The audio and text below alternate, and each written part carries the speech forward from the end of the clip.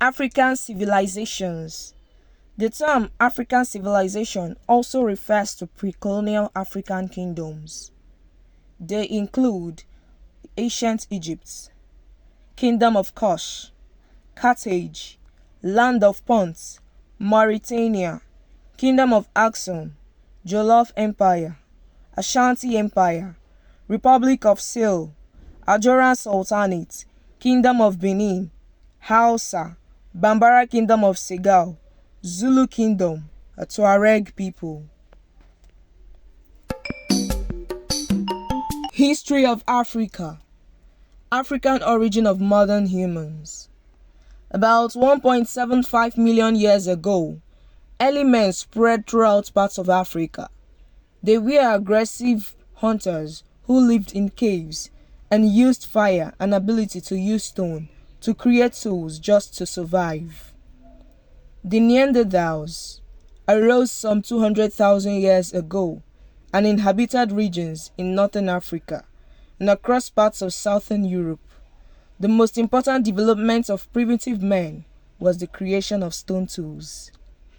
By 5000 BC, famine was quite common in parts of northern Africa. During that time, the Sahara Desert was fertile. African ancient history. In 3200 BC, the Egyptian culture emerged along the lower reaches of the Nile River. It was among the earliest civilizations, and their tools and weapons were made of bronze. They also pioneered the building of massive pyramids and temples. Egyptians developed mathematics, an innovative system of medicine, irrigation and agriculture production techniques, writing, and the first ships. In short, Egyptians left a lasting legacy upon the world. Around 600 BC, the use of metal tools spread across the small population bases and farming groups in North Africa, and their use gradually spread south into what is presently South Africa. The Phoenicians were an enterprising maritime trading culture from Lebanon, who spread across the Mediterranean from 1550 BC to 300 BC. In 814 BC, they founded the city of Carthage in what is now Tunisia in North Africa, only to be destroyed by the Romans in 146 BC. Meanwhile, the Egyptians continued to spread their culture across the northern Africa, and kingdoms were created in Ethiopia and Sudan. Then the growing Roman Empire continued to expand its influence, and in 30 BC, Egypt became a province of Rome. Morocco the same in 42 AD. Before the Middle Ages began, the Roman Empire collapsed, and the Arabs quickly took their place on the continent. In 698 to 700, they invaded Tunis and Carthage, and soon controlled all coastal North Africa. The Arabs were Muslims, and most of North Africa converted to Islam. Ethiopia was the exception. Soon, kingdoms emerged in Africa.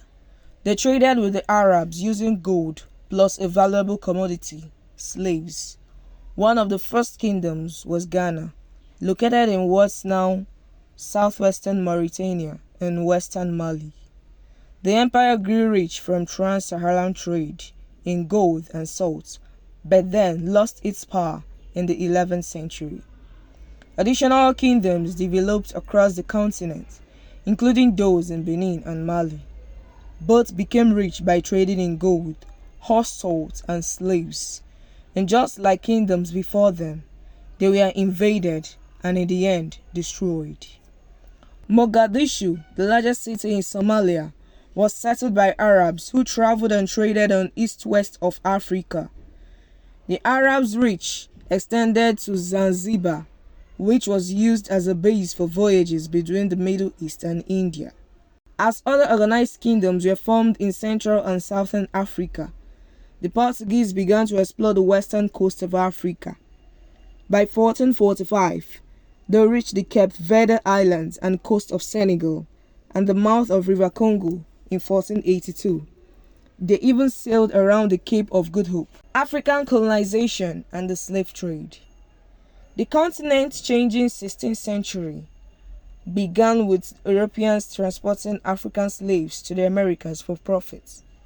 Then, a slave purchased on the African coast for the equivalent of 14 English pounds sold at 45 pounds in the American market. The best and known method of commerce at the time was the triangular trading system.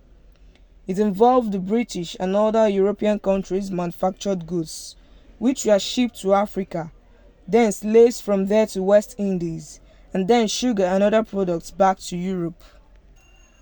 At the same time, Barbary pirates along the North African coast captured thousands of sheep from the 16th century to the 19th century. An estimated 800,000 to 1.25 million people were taken captive as slaves. The pirates' impact on the continent, however, prevailed to the mid-17th century. As tales of African riches spread north, the Europeans founded their first real colonies in the early 16th century, when the Portuguese settled in the present-day Angola. Later, the Dutch founded the present-day South Africa. Strong movements to end slavery began in the late 18th century. France became one of the first countries to abolish slavery in 1794. Britain banned slave trade in 1807, but it wasn't officially abolished for good until 1848. Wholesale colonization of Africa by European countries began in 1814, when the British snatched the Dutch colony of South Africa.